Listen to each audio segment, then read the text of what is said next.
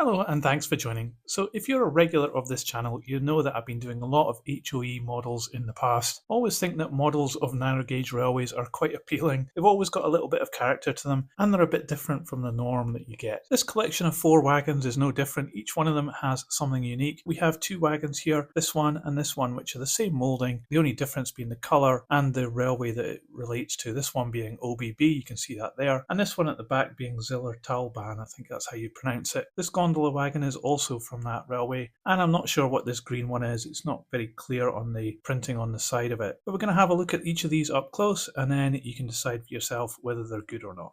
So I believe all these wagons are from Liliput, and this one, it says underneath that it is made in Austria and is a Liliput model. And it has these typical Liliput couplings as well, which are sprung loaded. Quite a nice, neat design those. This is a 4-wheel open wagon, and we'll start at this end where it's got this little veranda with some railings and a brake wheel on it. This piece of moulding I've seen on a number of different wagons as well. So it's not particular to this one, and it might not actually be prototypical. And you'll see the platform there has no details on it. It's just a flat moulding. While we're up here, you can also see how the model has been put together with these little tabs inside here, and that's quite ugly when you look at this. There's also no detail on the inside of this wagon, so it's just crying out for a load to be put in here. It's also not very heavy, so a weight could be added in here underneath that load. But aside from that little slot on the end of the wagon there, it does have some nice detail on these uprights with some rivet detail in between and a nice definition of the planking there. There's no grain or wood effect on those planks, but they do look pretty good. And looking down the side of the wagon, you can see that it continues with this nice rivet detail on these uprights. It's even got these tie-down rings here molded into the main piece of plastic, and a very good looking door in the middle as well. The printing on this wagon isn't too good. It's a little bit blurry and it's hard to make out the name here and these numbers. It's a little bit better down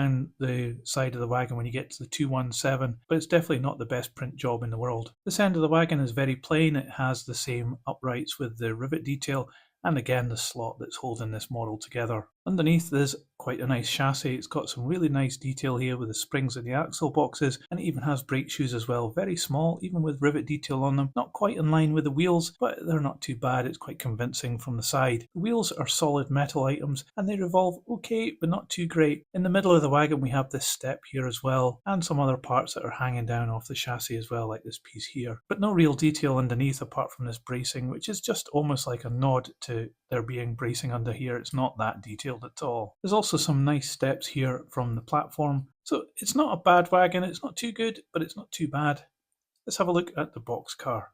So this and the grey one are identical mouldings, and you'll see here it has the same railing and brake gear as the open wagon we just saw, and this also has that slot there for the two pieces to clip together. Nice relief on the planking, again no details though of any grain on there, and we have these uprights again with rivet detail. That's really quite cool. This is a one-piece moulding. The roof is integral into the main body and it's painted in this dark grey colour, and there is a moulding mark right in the middle there, but it's not too bad at all and the painting is quite good. But underneath you can see that it is brown here. Looking down the side of the wagon, the printing here is much clearer than the open wagon, and you can see the OBB and the running number there, very clear. It also has these nice grills here. Now I think those are meant to just be bars and it's an opening and it doesn't go all the way through there, so you could improve that just with a little bit of black ink. This one is moulded with the door open. It's got a nice catch and these nice runners on this piece down here. But you can see inside it's got a metal weight, but I'll show you what's happened to the grey one in a moment. This end of the wagon, very plain. There's some nice rivet detail up here just by the top of the roof, but again we've got this slot where the thing clips together. Underneath it's those Liliput couplings again, a neat little design I think, and it's very similar to the open wagon. I think it might actually even just be the same chassis. You'll notice on this side of the wagon the door is actually shut here, so they've mixed it up a little bit on each side of this wagon, which is quite nice. So this is what's happened to the grey one. It's obviously a piece of metal there and it's gone a little bit rusty, so it's really not very good to have this door open and have such a poor interior. I guess it's really open to putting something in there, maybe a load of some baggages or something like that. So let's move on to the final box car.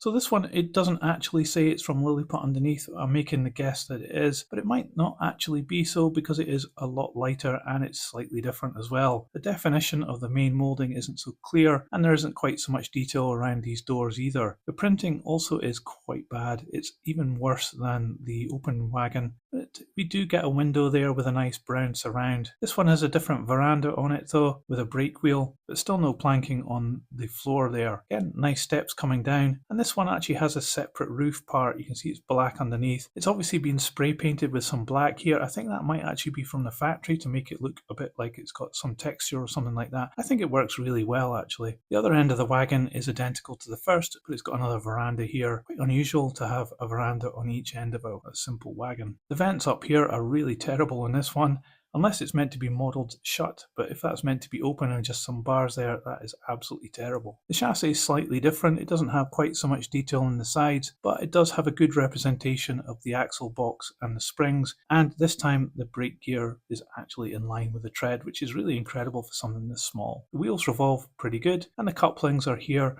They don't articulate that much, just a very slight amount, not as much as what we've seen on the other wagons. So it does make me think this one is possibly different. And I did say that this wagon was lighter than the others, so I think we should put them on the scales and find out how much they weigh.